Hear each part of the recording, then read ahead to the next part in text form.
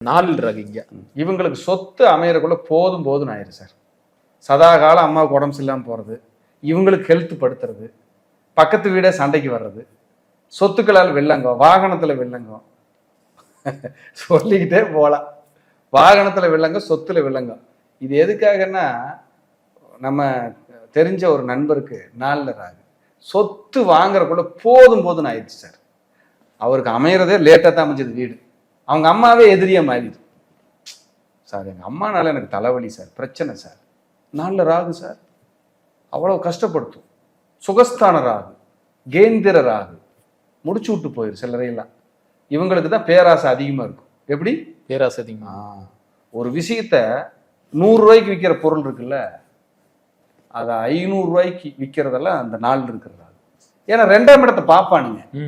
எங்க பாப்பா? 2ஆம் இடத்து. அப்ப பண ஆசை வருமா? வராது. 10ஆம் இடத்தை பார்ப்பான். அப்ப தொழிலில் அதிக லாபத்தை எதிர்பார்ப்பவர்கள் 4ஆம் இடத்தில் ராகு இருப்பவர்கள்.